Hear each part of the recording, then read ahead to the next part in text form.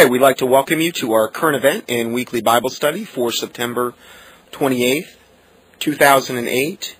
And today we're going to be continuing our study on Pharmakeia, sorcery, witchcraft, but we're going to be segueing into the foundation of the modern-day pharmaceutical industries.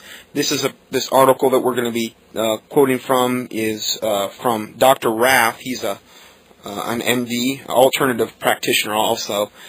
And he's got an article entitled The History of the Business with Disease. And we're going to be citing several sources today. The information that we're going over is going to seem unbelievable to a lot of people, but this is actually very easy to verify if you do the research. There's a lot of documentation and verification that can be done, and that's why I'm going to be using several different sources to talk about this. There's going to be a little bit of overlap, but we're going to be covering a lot of points that I think are pertinent in regard to this particular subject. This article starts out by saying the most powerful German economic corporate emporium in the first half of this century was a corporation known as IG Farben.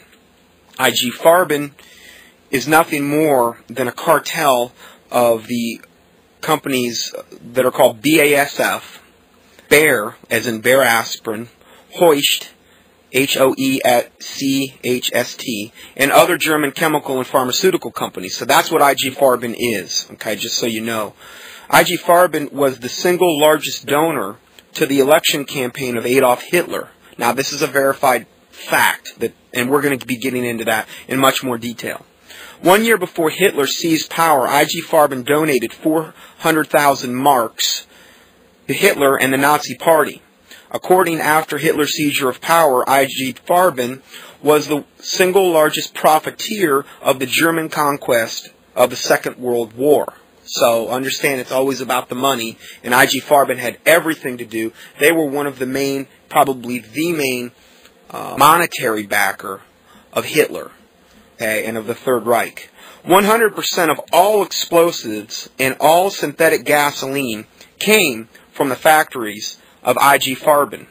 Whenever the German army conquered another country, IG Farben followed, systematically taking over the industries of those countries.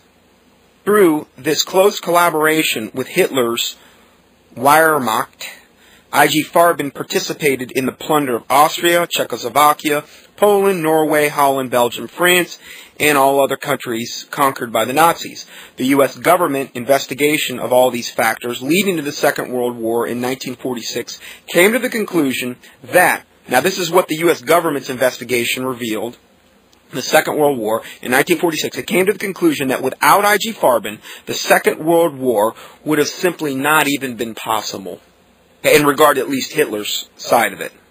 We have to come to grips with the fact that it was not the psychopath Adolf Hitler or bad genes of the German people that brought the Second World War on. The economic greed by companies like Bayer, BASF, Hoechst, who were IG Farben essentially, was the key factor in bringing about the Holocaust. After the First World War, all the major chemical concerns were merged into a single gigantic trust in 1926, which is IG Farben. Under the leadership of Karl Duisberg and Karl Bosch, dyestuffs, pharmaceuticals, photographic supplies, explosives, and a myriad of other products poured forth in an ever-growing volume and variety. Soon after the election of July of 1932, in which the Nazis had doubled their vote, Heinrich Buschfisch, who was the chief of IG Farben, and Heinrich Gatineau, a Farben official who was also an SA officer and personally known to Rudolf Hess and Ernst Röhm. Now, these are all major men that were in the Nazi Party, okay, that I'm talking about here. All these waited upon the Führer-to-be, meaning Adolf Hitler, to learn whether Farben would count on governmental support for its synthetic gasoline program in the event the Nazis should attain power. Hitler readily agreed that Farben should be given the necessary support to warrant expansion of the Luna plant. This is the Luna IG Farben plant, okay, because they had different factories around Germany. After the seizure of power, Farben lost no time following up this auspicious introduction. Significantly, Farben's chosen channel was Hermann Göring's New Air Ministry. In a long letter to Göring, Deputy Ernhard Milch and Karl Konch of the Farben outlined a 4-year plan for the expansion of the synthetic fuel output. Thereupon, it was agreed that the Army and the Air Ministry would together sponsor what they called the Kroch Project. A few months later, Farben received a formal Reich contract calling for the enlargement of the Luna plant, their factory, so that the production there would reach 300,000 tons per year by 1937, which IG Farben sales guaranteed for 10 years. Now I'm looking here at a letter that was written, IG Farben's friendship with the SS of the Nazis. This letter was documenting that. It's in German. I can't read it in German, but this is the 1941 IG Farben friendship with the SS helps to increase the speed of construction of the Auschwitz camp against the resistance of some little bureaucrats. So they had everything to do, as we're going to see, with the death camps that were also made.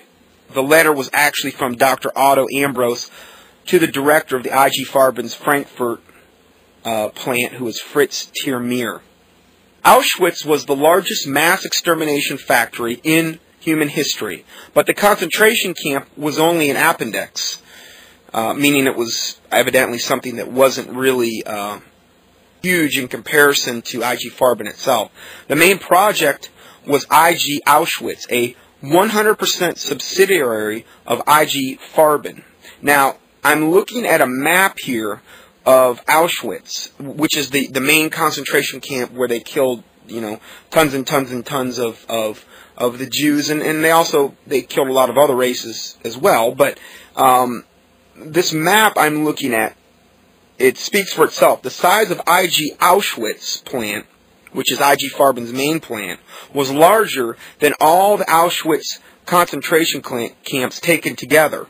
Okay, so looks like it was about 3 times larger than the actual Auschwitz concentration camps, and it was very, very close to the actual death camps of Auschwitz. Okay, and this is an aerial map. Now I'm going to have all this documentation in a Word document attached with this teaching. You can go up there and read this and actually pretty much follow along with what we're going to be talking about today here. The main project was IG Auschwitz, the 100% subsidiary of IG Farben, the largest industrial complex of the world for manufacturing synthetic gasoline and rubber for the conquest of Europe. On April 14, 1941, in Ludwigshafen, Otto Ambros, the IG Farben board member responsible for the Auschwitz project, stated to his IG Farben board colleagues, "Our new friendship with the SS is a blessing. We have determined all measures integrating the concentration camps to benefit our company." Now, understand something. I'm leading up to something here, okay? And it's going to take me a while to kind of, for me to get there, okay, on this particular journey. Remember, what we're looking at is the foundation and the roots of the modern-day pharmaceutical industries. And the Bible says, if the foundations be destroyed, what can the righteous do? So I always am one to look at what is the foundation of a particular theory or a particular company or this or that, because if the foundation has been corrupted, a little leaven leaveneth the whole lump. So this is what we're trying to look at today here and see how this relates to our modern day pharmaceutical companies. The pharmaceutical departments of IG Farben cartel used the victims of the concentration camps in their own way. Thousands of them died during human experiments, such as the testing of new and unknown vaccines. So in other words, IG Farben had its own stable, if you will, of human subjects, unwilling as they were, but human subjects nonetheless that were forced to participate in all of their sick, perverted, twisted experiments for drugs and a lot of other things that they did in regard to torture and things of this nature. Okay, this is the driving force behind all of that. The company departments of the IG Farben cartel used the victims. Okay, we just read that. I'm sorry. There was no retirement plan for the prisoners of IG Auschwitz. Okay, those that were too weak or too sick to work were selected at the main gate of the IG Auschwitz factory and sent to the gas chambers. Even the chemical gas, Zyklon-B, that was used for the annihilation of millions of people was derived from the drawing boards and the factories of the IG Farben. See, they were the ones that actually made the death gas that killed the Holocaust victims. Okay? It was made there right next door. I'm looking at the map here at this gigantic factory next to the death camps at Auschwitz. I mean, not directly next, but they were within, it looks like, a mile maybe to a half mile. Scientific experiments were also done in other concentration camps. A decisive fact is that the IG employee, SS Major Dr. Adolph Hitler, stationed in several concentration camps and participated in these experiments by order of Bayer, as in Bayer aspirin, Leverkusen. Evidently, that was the full name back then. At the same time as Dr. Joseph Mengele experimented in Auschwitz with the medications that were designated B-1012, B-1034, 3382, and Rutinol. These are ones that Mengele experimented with. The test preparations were not only applied to the prisoners who were ill, but also the healthy ones. These people were first infected on purpose through pills, powdered substances, injections, or enemas. Many of the medications caused the victims to vomit or have bloody diarrhea. In most cases, the prisoners died as a result of the experiments. Okay, all of these things and the whole motivation again was done through the sickness of IG Farben. Okay, they were the ones that conjured up all this stuff, and I mean that literally. In the Auschwitz files correspondence, it was discovered between the camp commander and Bayer Leverkusen. It dealt with the sale of 150 female prisoners for experimental purposes with, quote, a view to planned experiments with a new sleep-inducing drug. We would appreciate it if you could place a number of prisoners at our disposal. Now, that's a quote from this correspondence. This correspondence goes on to then say, quote, we confirm your response, but consider the price of 200 RM per woman to be too high. So they were asking a certain price per person, okay?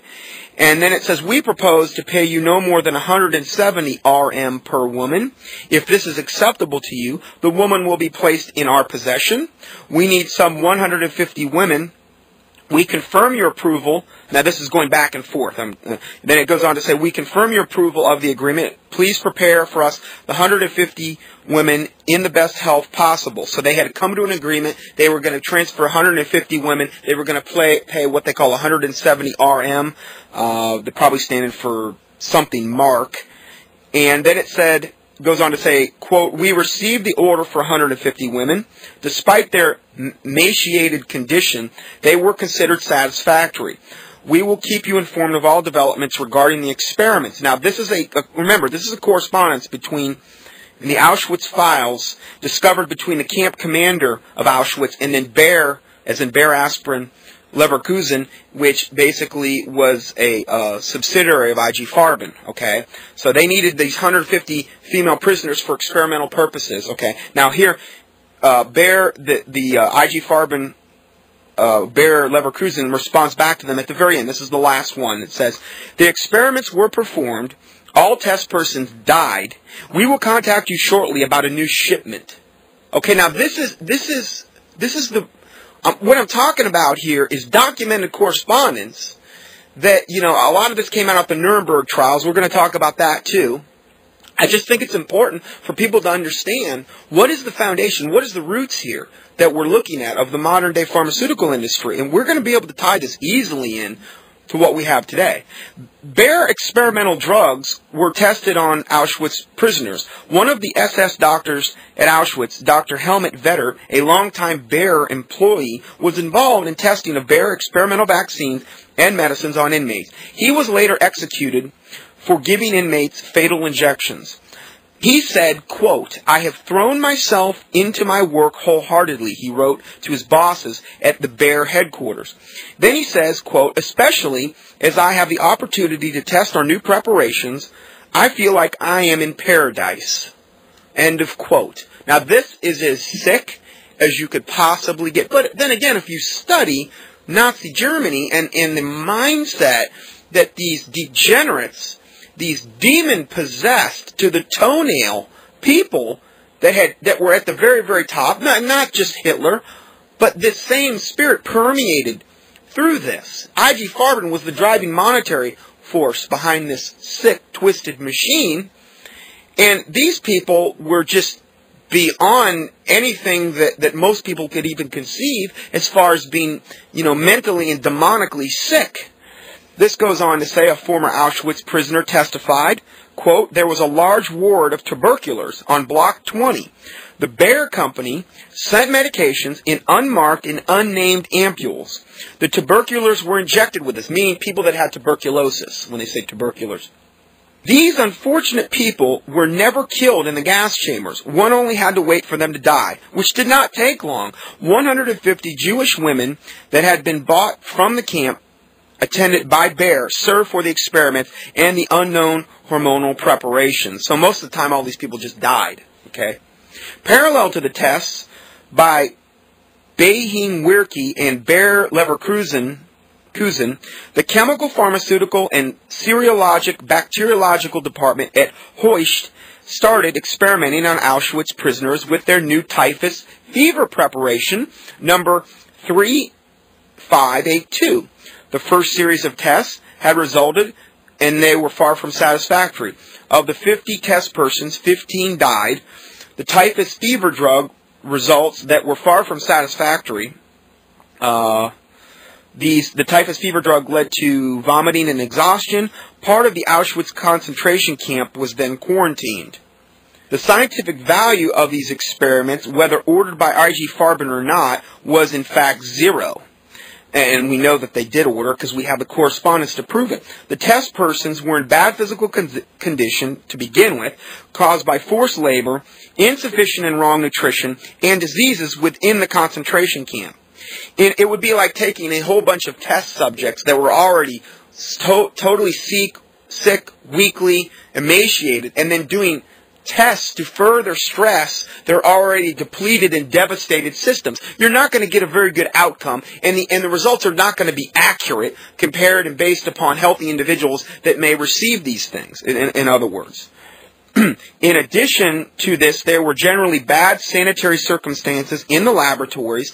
The test results in the concentration camps, as the IG laboratory specialist should have known, could not be compared to results made under normal circumstances. The SS physician Dr. Hoven testified to this during the Nuremberg trial. He said, quote, "It should be generally known, and especially in German scientific circles, that the SS did not have notable scientists at their disposal. It is clear that the experiments in the concentration camps with the IG Farben preparations only took place in the interest of IG Farben, which strived with all means to determine the effectiveness of these preparations. They let the SS deal with the, shall I say, dirty work in the concentration camps." In other words, IG Farben was the one behind all of it, but they let the SS deal with all the dirty work, okay? It was not IG Farben's intentions to make any of this public, well, obviously not, but rather to put a smokescreen around the experiments so that they could keep any profits to themselves. Not the SS, but IG Farben took the initiative for the concentration camp efforts. Now, and again, they show a letter here, a real letter, from a letter in 1944, in which IG Farben orders a harsh punishment for a slave laborer in Auschwitz-Monowitz. Evidently, that was one of the camps. Now, and if we go to the Nuremberg War trial, which was after the war, the Nuremberg War Criminal Tribunal convicted, listen to this, they convicted 24 IG Farben board members and executives on the basis of mass murder, slavery, and other crimes against humanity. Amazingly, though, by 1951, all of them, all 24 of these ones that had been convicted of mass murder, slavery, and crimes against humanity, and we just mentioned some of those, by 1951, all of them, all 24, had already been released, and then they continued to consult with German corporations. The Nuremberg Tribunal dissolved the IG Farben into 3 different companies: Bayer, as in Bayer Aspirin, Hoechst, and BASF. Now, BASF, they have done some commercials in the past. They were the ones that did the commercials. You know, we don't make the products you buy. We make the products you buy work better. I don't know if you've ever seen those commercials. In other words, they don't make the skateboard, but they make the rubber that is used in the wheels for the skateboard, stuff like that, okay? So they're still around. They're all still around to a certain degree, and they're much gigantic. Well, we're going to talk about that right now. So today, each of the 3 daughters of IG Farben is 20 times bigger than IG Farben was at its height in 1944. So each of the daughters that spawned from this whore, okay, IG Farben, are now 20 times bigger than IG Farben ever was. Okay? And remember, if the foundations be destroyed, what can the righteous do? The last year, okay, so if we go further, more importantly, for almost 3 decades after the Second World War, BASF, Bayer, and Hoechst, which is now called Aventis, Aventis, Hoechst changed their name to Aventis, they each filled its highest positions, chairman of the board, with former members of the Nazi Party. Okay, all of these companies went back in. 24 people from IG Farben, and they all they're committed to mass murder, slavery, and other crimes, but by 1951, they'd all been released. Okay?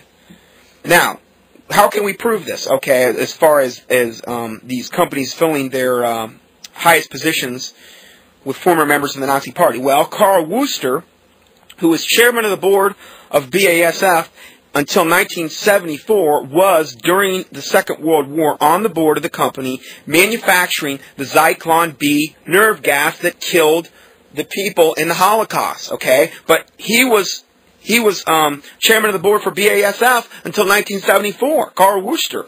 Here's another one. Carl Winacker. He was chairman of the board of Hoechst until the late 1970s. He was a member of the Sturmabteilung, or the SA, and was a member of the board of IG Farben at the time of the Second World War. Then we have Kurt Hansen, who is chairman of the board of Bayer, as in Bayer Aspirin, until the late 1970s. He was co-organizer of the conquest of Europe in the department of, quote, acquisition of raw materials. Under this leadership, the IG Farben daughters, BASF, Bayer, and Hoechst, continued to support politicians representing their interests. During the 50s and 60s, they invested in the political career of a young representative from a suburb of a BASF town, Ludwigshafen, and his name was Helmut Kohl. From 1957 to 1967, young Helmut Kohl was a paid lobbyist of the Verben Chemischer industry, the central lobbying, which was the central lobbying organization of the German pharmaceutical and chemical cartel. Thus, the German chemical and pharmaceutical industry advanced one of its own as a political representative. The result is well known. Helmut Kohl was Chancellor of Germany for 16 years, and the German pharmaceutical and chemical industry became the world's leading exporter of chemical products, with subsidiaries in more than 150 countries, more than IG Farben ever hoped to have at the time. Several billion people will now die prematurely if the pharmaceutical industry gets this way. Now remember, we've talked a lot about this in the past, that the Georgia Guidestones, which are like they call the modern day American Stonehenge, it says on the Georgia Guidestones that they want to depopulate the world. Essentially the New World Order, environmentalist, tree hugger type Illuminati globalist elite want to depopulate the world to 500 billion, okay, which would be about, over a 90% reduction of current world population. That's their goal, okay? Now remember, Satan comes to kill, to steal, destroy, okay? Well, this is all in line with that. We're created in God's image, so what he wants to do is destroy humanity. There have been numerous other people within the globalist elite that have come out and Ted Turner, for instance, he was even more aggressive. He said that we need to get world population down to 250 to 350 million. Okay, so that would be about probably 95% reduction plus on that. So it's well known. Maurice Strong, he's another. I mean, there's so many that have further stated these things, and this is one of the many ways that they have attempted to create a weak, sickly world, and to also try to slow down population growth, to depopulate, if you will. Now, going back to the article, Germany is the only country in the entire world in which a former paid lobbyist for the chemical and pharmaceutical cartel was the head of a government. To sum up, the support of German politics for the global expansion plans of the German pharmaceutical and chemical companies has a 100-year-old tradition. Now, you could make a case for that because, Bush Sr. and Bush Jr. both have a lot of ties to Eli Lilly and these types of things. I don't know if I could be totally dogmatic about the last statement, but a lot of these people at the head of governments have ties, obviously, to this particular industry. The U.S. lead prosecutor in the Nuremberg War Criminal Tribunal against IG Farben said, quote, "These IG Farben criminals, not the lunatic Nazi fanatics, are the main criminals." Okay, now that was what the main lead prosecutor from the Nuremberg War Criminal Tribunal said against IG Farben. Let me read that again. These IG Farben criminals, not the lunatic Nazi fanatics, are the main criminals. Okay? If the guilt of these criminals is not brought to light, and if they are not punished, they will represent a much greater threat to the future peace of the world than Hitler was if he were ever still alive. Now, when you see that the daughter companies of IG Farben have grown to 20 times the size of IG Farben, you realize how much more damage you can do when you've got, a total of 60 times the size of the original IG Farben. Okay? Now, through a project called Project Paperclip, it's well known that what we did in this particular country is we brought over the Nazi scientists and a lot of the Nazi rocket scientists from Germany after the war through Project Paperclip under the guise, I believe, of it had to do with masking it through the Vatican trains and these types of things that were coming out of Germany, and we brought them over here, and they were able to continue their work here, okay, where we had Mengele, and there was a lot of other ones that came over here. It was all hidden, okay, but now we can look back and find verification and documentation of these things that they actually did happen. So we actually exported a lot of this same evil over to America, where it was continued here. And we're going to talk about that more a little bit later. So if we go further, just 15 years after they were convicted in the Nuremberg War Crimes Tribunal, Baer, BASF, and Hoechst were again the architects of the next major human rights offense. In 1962, they established the Codex Alimentarius Commission. This dark period in German history is inextricably bound to one man, Fritz T. Meyer. He was a member of the managing board of IG Farben from its inception to its dissolution. As the wartime manager, he was responsible for IG Auschwitz. In the Nuremberg Tribunal, T. Meyer stated, quote, "Forced labor did not inflict any remarkable injury, pain, or suffering on the detainees, particularly since the alternatives for these workers would have been death." Okay, so I guess compared to death, forced labor wasn't a big deal, I guess is what he was trying to say. In 1948, Tamir was sentenced by the Nuremberg Tribunal to 7 years in prison for plundering and slavery. In 1952, his sentence was commuted due to the influence of his powerful friends. That's what happened with all of them. Okay, remember, 24 of these guys convicted of basically mass murder, and they're all out within a matter of time. From 1956 to 1964, Tamir was actually reinstated as a member of the managing board of Bayer AG. At the time is what it was called, Bayer AG. And then in 1962, Tamir was one of the architects of the Codex Alimentarius Commission and one of the main designers of the schemes that would profit from human suffering. The deceptive title Codex Alimentarius is no accident. It was devised by the same companies and indeed the same individuals who gave Auschwitz concentration camp inmates its deceptive slogan, which was entitled Arbeit macht frei. And now, remember, I'm not German, so I'm sure I'm butchering everything I'm saying unbelievably, and I'm sorry. But that meant, what that saying meant was work makes you free. As long as the Nazi infection continues to work its influence and threaten the lives of untold millions, no German has the right to proclaim that the Nazi era is finished. Now, Codex Alimentarius is the current thing that they're trying to do to take away all access to vitamins, herbs, and minerals. And what it seeks to do is propose these maximum guidelines on vitamins and minerals and things like this, in which you would, if what they say came true, and it's already come true to a large extent over in Europe, if you try to go in a health food store and these types of things, what would end up happening is you're only going to be able to buy a vitamin, and the vitamins are going to be synthetic, okay? And that's a whole other subject. There's a lot of subjects today that I just don't have time to go down that rabbit trail. But suffice it to say, the synthetic vitamins that are in most of the preparations today are not real vitamins and minerals. They're synthetic. They're made in a laboratory, just like a drug, okay? Almost all B vitamins that you get in the standard health food store B vitamins, or wherever you might get it, at a drugstore or wherever, are synthetic B vitamins derived from coal tar, okay, made by chemical companies. These are not the way God put them here.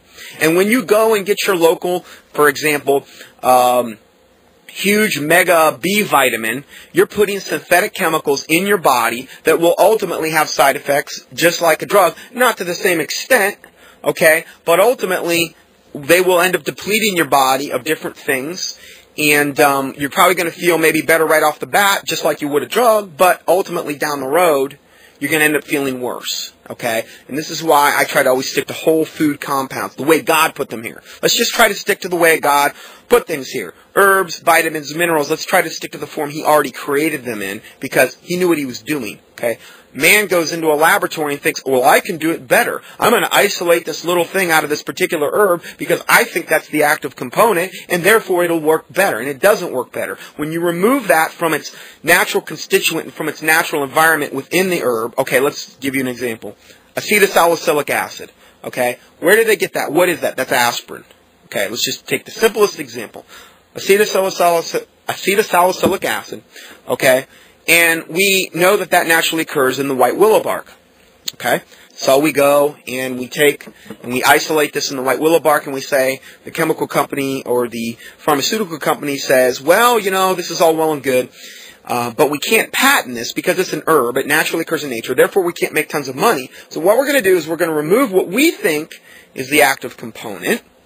We're going to take the active component, synthesize it into a synthetic compound, and we're going to sell that.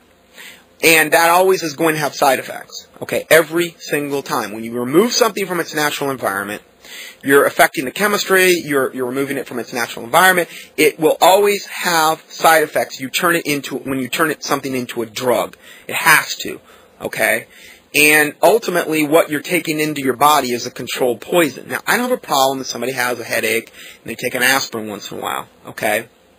But if you're getting headaches constantly, and, you know, they're not going away, and you're living off aspirin, you have to ask yourself the question, do I have a deficiency of aspirin in my bloodstream? Am I really fixing the problem? Or am I just treating the symptom?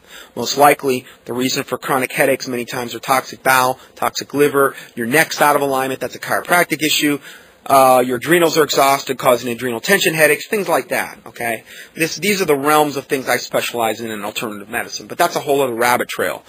So, the thing is, you have to look at it that way. But, see, they can make a lot of money if they can patent these things, these natural substances. They do essentially the same thing with every other drug that's ever been created. They usually isolate something in nature, synthesize it, turn it into a drug, turns it into something unnatural. It always has side effects. That essentially is a controlled poison, and you can prove that by taking a bottle of whatever you're taking, and it'll probably kill you.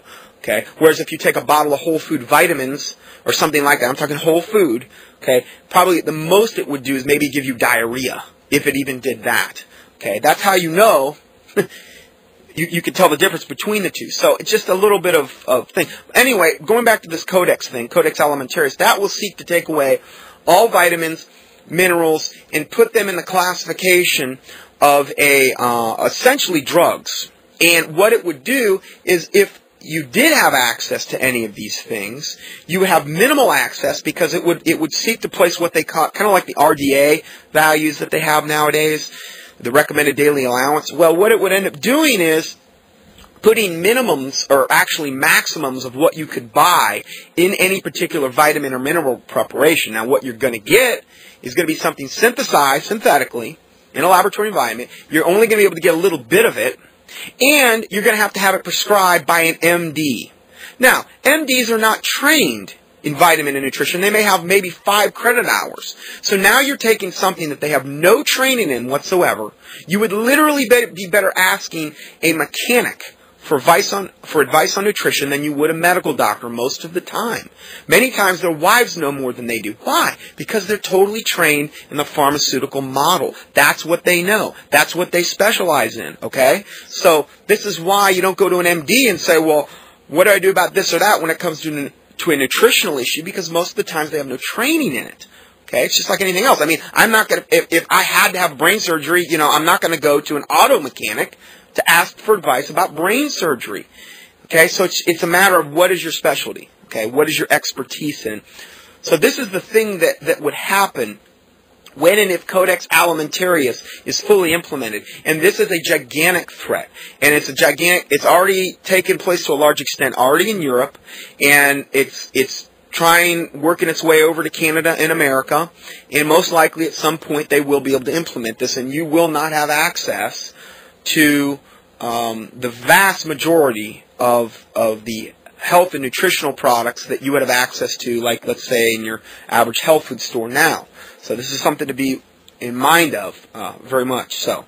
So if we go further with the IG Farben story, before the war, in World War II, the company Standard Oil of New Jersey, controlled by the Rockefellers, had forged a synthetic oil and rubber cartel with the Nazi-controlled IG Farben. Now we're going to start linking Rockefeller with IG Farben. Now we're dealing with the very, very highest echelons of, let's say, the 13 families of the Illuminati, okay, which are basically the controlling families on the planet.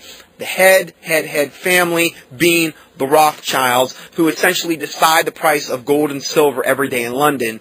They're the ones that had everything to do with, they were the bankers that had everything to do with loaning money to both sides of, the Napoleonic Wars, okay, to Lord Balfour and Napoleon. They played both sides, and they ended up coming out a winner because they were the ones, the banks responsible for the money in regard to that war. This is what they always seek to do. They seek to create and foment wars because wars are probably the greatest money-making scheme ever devised. And then when you have a war, you can get away with all these atrocities to boot, like IG Farben was doing, because, hey, you're in war, So that's their excuse. So before the World War II, the company Standard Oil of New Jersey, controlled by the Rockefellers, had forged a synthetic oil and rubber cartel with the Nazi-controlled IG Farben, prompting official claims of treason in the United States. The New Jersey Oil Company wasn't the only U.S. corporation working with the industrial conglomerate IG Farben and the Nazis. However, as we will see, Jack Philby, who was a British spy, had ties to the entire network through his friend Alan Dulles, who was an American traitor. And all of this stuff that I'm reading is from different sources and references. And again, this is overlapping. We're overlapping a little bit now what we were just talking about, but we're doing it by citing different sources. Out of the mouth of 2 or 3 witnesses, a thing is established. So if we go further, after a bribery scandal didn't slow him down, Alan Dulles' brother, attorney John Foster Dulles, he, quote, became the representative of several major German companies, such as IG Farben, which owned huge blocks of stock in American oil companies. In 1934, Dulles helped draft the agreements establishing the international cartels, joint ventures, and market sharing among the Belgians, the British Imperial Chemical Industries, and IG Farben. It was agreements such as that was signed by Rockefeller-controlled Standard Oil Company of New Jersey with IG Farben that helped the Third Reich to gain such important advances in the development of synthetic rubber and gasoline. So again, here we have We're really helping both sides of the war. We're helping the Axis and the Allied powers with all of the things that they need, and it's all hidden so that nobody really knows about this. But really, these companies are just helping to, and they're the ones that really come out smelling like a winner. Because when it's all over, if Nazi Germany's been, pretty much destroyed, and all these millions and millions of people have been killed, which the Illuminati would view all those people that were being killed as sacrifices to Satan. Okay, at the top, that's how they view things. It's like a witch that owns an abortion clinic. Okay, and I covered this in the teaching that I did on the sacrament of abortion. It's like a witch that owns an abortion clinic. She comes out smelling like a rose because she's profiteering off the abortion clinic, making money through the abortions. And she's also viewing the babies that are being slaughtered in that clinic as sacrifices to either Artemis, Moloch, Chemosh, Lilith. Pick your deity. Pick your fallen angelic deity. Okay, it's a very, very similar venture. Obviously, in that case, it's on a much smaller scale than we're talking about here, which we're talking about a very, very large scale. Okay, so understand a lot of agendas are being fulfilled. So in return, IG Farben became a shareholder in the New Jersey Oil Company, Standard Oil of New Jersey, Rockefeller's company, and they were such a large shareholder that they were second to only John D. Rockefeller himself in Standard Oil. Okay, this is how integrally related and linked Rockefeller was with IG Farben. In 1941, Senator Harry Truman read Standard Oil's 1939 letter to renew its agreement with IG Farben. Now, this is Harry S. Truman. Okay? This is when he was a senator. He said, quote, which made it clear that the Rockefellers company was prepared to work with the Nazis, whether their own government was at war with the Third Reich or not. Truman's Senate Committee on the National Defense was outraged and began a probe. Well, I'm glad somebody was outraged. I mean, let me read this again. This letter that was issued by Standard Oil in 1939, this was a letter to basically renew its agreement with IG Farben. It made it clear that the Rockefeller Company was prepared to work with the Nazis, whether their own government was at war with the Third Reich or not. Truman's Senate Committee on the National Defense was outraged and began a probe. Suddenly, however, the whole matter was dropped. There was a reason for the Rockefellers' escape. It was called blackmail.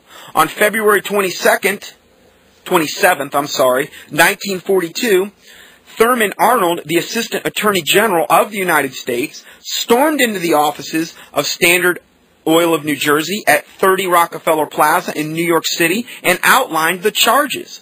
Arnold demanded fines totaling $1.5 million and control of the Nazi patents. In response, the Standard Oil executives made it clear that the entire U.S. war effort was fueled by their oil and it could be stopped.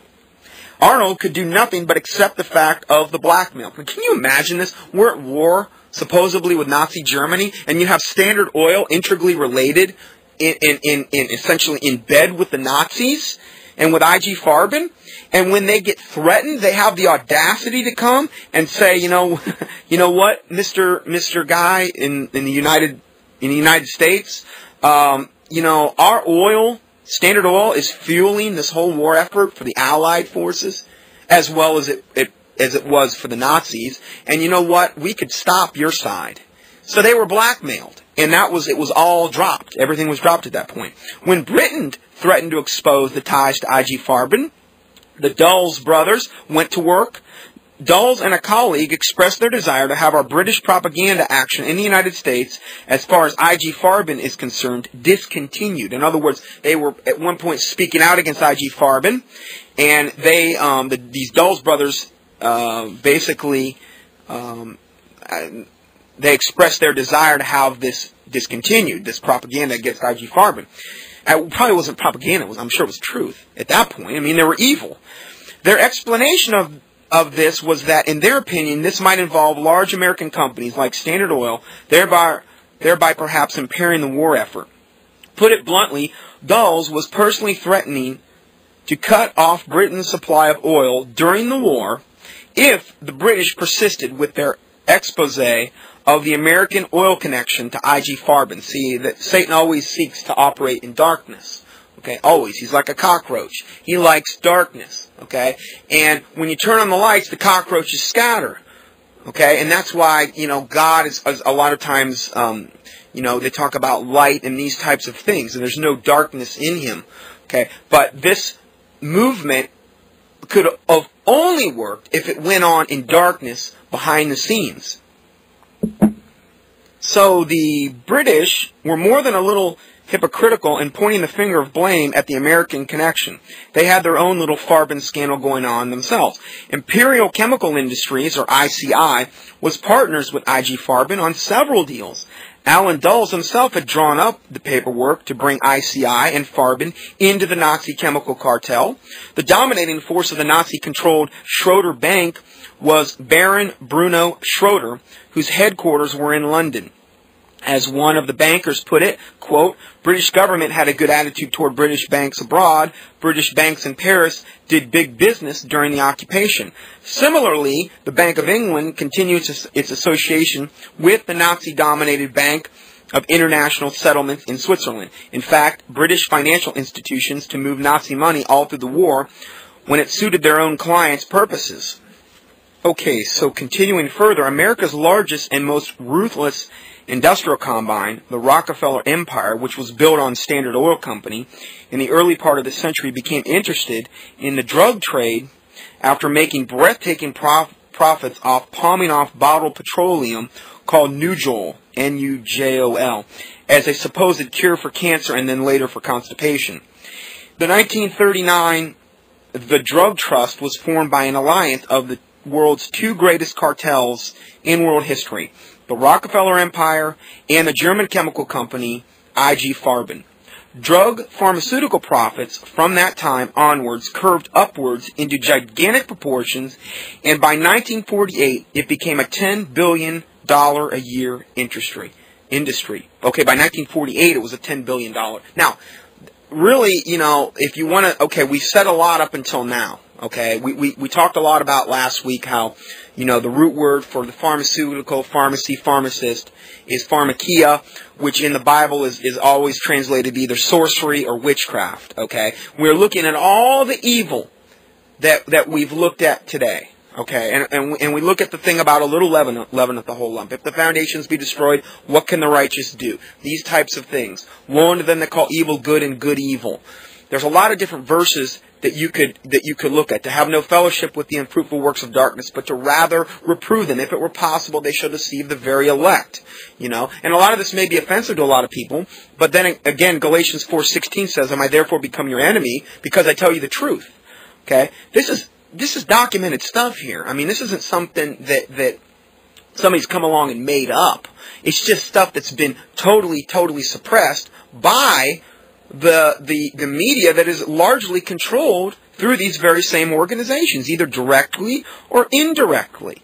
So, now you've got the smoking gun here where Rockefeller and the German company IG Farben, which was the driving force behind Adolf Hitler, they were the driving force behind the Holocaust victims. They were the ones that made the Zyklon-B nerve gas. You've got them now totally linked up with one another. And then drug profits from that time on, when they came together, pharmaceutical profits from that time on curved upwards into gigantic proportions, and by 1948 it was a $10 billion a year industry. Okay, so again, this is not a good foundation that we're dealing with here. Talk about erring on the side of safety and fleeing all appearance of evil. This is, this is just unbelievable, this information. And then we go further. IG Farben's unsavory past is highlighted by the fact that during the Second World War, it built and operated a massive chemical plant at Auschwitz using slave labor. Approximately 300,000 concentration camp workers passed through the IG Farben facilities at Auschwitz. At least 25,000 of them were worked to death, and countless more were either killed in experiments or the other things that we've mentioned. Others were also brutally killed in IG Farben's drug testing programs. Hoechst and Bayer, as in Bayer aspirin, the largest and third largest companies in the world, pharmaceutical sales respectively, are descended from IG Farben, as we've already saw. In September of 1955, Hoechst appointed Friedrich Jenner, a convicted war criminal from the Nuremberg trials. Remember, all 24 of them got released. They appointed him as chairman of their supervisory board. Also a year later, Bayer appointed Fritz T. Meyer, we've mentioned him, another convicted war criminal, as chairman of the board. That was from an article entitled How the Chemical Companies Came to Control the Media and the People. Now, this next thing is from Dr. Mercola. He's an MD, and a lot of this stuff that I'm getting today is directly from MDs. Okay, you would think that they would be trying to, but there are some good MDs out there that have tried to expose this, like Dr. Rath. Dr. Mercola has done a very good job at this. There's a lot of other, and really, if me being a chiropractor is quoting an MD, you can't say that, I'm quoting what an MD is pointing out and what an MD is documented. They're ones that actually were trained in this particular profession. I'm not the one giving you this information. Really, they are. So in that way, I believe it has a lot more credibility as well. This article was from Dr. Mercola, and it's entitled, Why You'll Want to Avoid Bayer Products, like Bayer aspirin. Okay, we've already seen why you want to avoid it, but let's go down that rabbit trail a little further. The Bayer Corporation is widely known for their painkillers, aspirin, and Aleve, the medicine. But they also manufacture 80 other brands of drugs, along with chemicals and pesticides. I've revealed some of the many skeletons in their closet in the past, including their numerous drug-related lawsuits and their intentional selling of AIDS-infected drugs in Europe and Asia. Yeah, you heard that right. Now, I did a email health newsletter at one point where we covered this in detail, and you could actually, they were doing interviews here in America, and even the reporters were just totally blown away by the fact that Bayer was selling AIDS-infected drugs in Europe and Asia. This company has killed children by giving them HIV-infected drugs, which put their workers lives in danger by exposing them to toxic chemicals that cause organ damage and continues to produce unsafe products. The U.S. pharmaceutical industry that exists today is a direct extension of the Nazi Germany pharmaceutical industry, where prisoners were routinely used for medical experiments, medical ethics were grossly violated, and human beings were considered resources for medical experiments, testing new synthetic chemicals, later to become called prescription drugs. Now, theoretically speaking, this is the third witness we've got. We have Dr. Rath, we have the second article that I've been quoting from, which is entitled IG Farben is a Major Player in the World Corruption, and now we've got Dr. Mercola. Okay, two of them are MDs, and a lot of these other sources are other sources, so we've got our third witness here, and we're going to have much more than that. And then he goes on to say, Dr. Mercola, about Bayer's involvement in these medical experiments. A former Auschwitz prisoner testified on record, and we've already read this quote. There was a large ward of tuberculars on Block 20. The Bayer Corporation sent medications in unmarked and unnamed ampules. The tuberculars were injected with this. These unfortunate people were never killed in the gas chambers. One only had to wait for them to die from the injections that Bayer sent, okay, which did not take long. 150 Jewish women that had been brought from the camp, attended by Bayer, served for experiments with unknown hormonal preparations. Going further, it says, even a quick search of the ingredients in their Flintstones vitamins for children show that they contain, now, they make Flintstones vitamins, and I'll get that a lot, yes, we're taking Centrum or one a day, or our children are taking Flintstones. Well, you're poisoning yourself, essentially, okay? You're essentially taking in a whole bunch of synthetic compounds into your body, and the very people that are responsible for all these deaths are the ones that are still making these types of products. You have to understand this. The Flintstone vitamins for children show that they contain the following substances: artificial flavors, 3 different types of food dye. Now these types of things have been proven to have all kind of adverse effects, particularly in children. Hyperactivity, attention deficit disorder, these types of things. Glucose syrup, which, breaks down very quickly in the bloodstream. It causes blood sugar spikes, can affect behavior patterns. And then gelatin and modified starch, which will both typically contain MSG, or monosodium glutamate, which is a neurotoxin or an excitotoxin in the brain, which has its own laundry list of side effects. And then the other neurotoxin, aspartame, which we're going to be talking a little bit more about later, which is NutraSweet. And then hydrogenated oils. Again, I could do a whole sermon or a whole teaching on each one of these things, but we just don't have time to get into it all.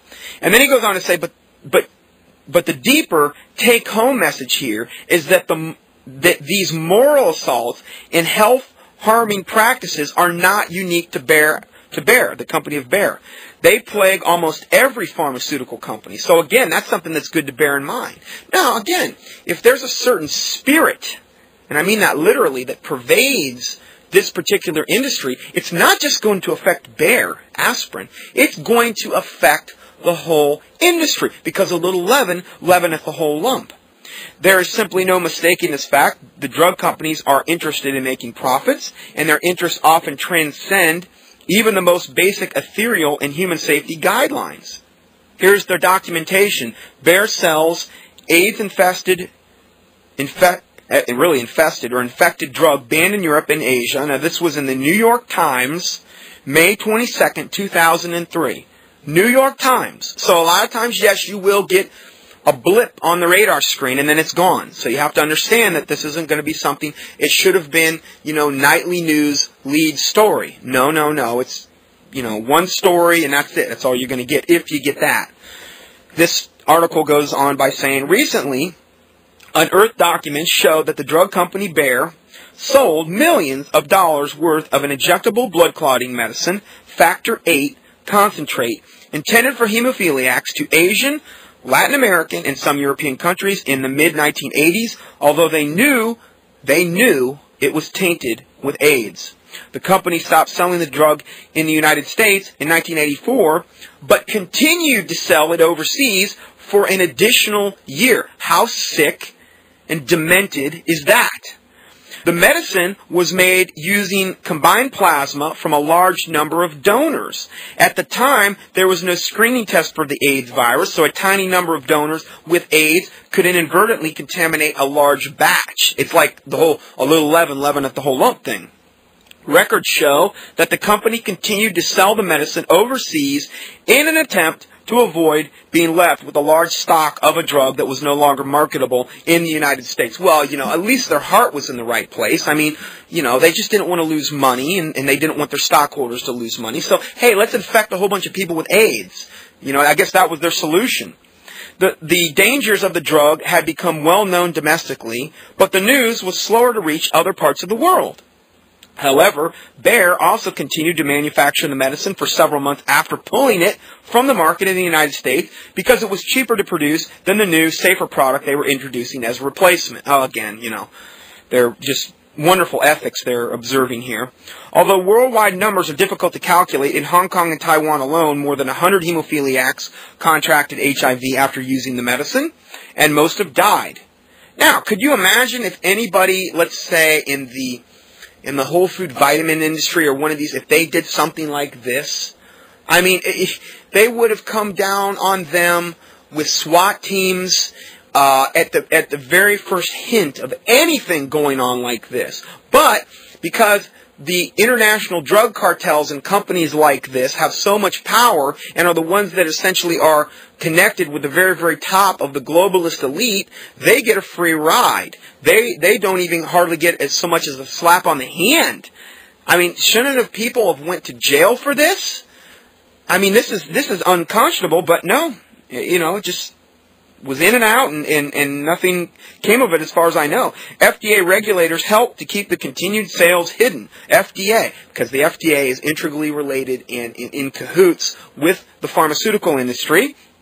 They're asking, the FDA is asking the company that, let me just read this again. FDA regulators helped to keep the continued sales hidden, asking the company that the problem be quietly solved without alerting the Congress, the medical community, and the public, according to the minutes of the 1985 meeting. So again, this is what the FDA regulators said, that they wanted the problem to be quietly solved without alerting the Congress, the medical community, and the public. Now, there is just as much to blame as Bayer is, because they're trying to keep the whole thing quiet. And that just goes to show you how bought and paid for the FDA is. Okay, so, that's just one example. You could go give example after example after example. That's just one. Yes, it's a doozy, but just one. Now, I'm going to go ahead and end part one there, and we're going to go to I believe, the final part here and conclude the study next.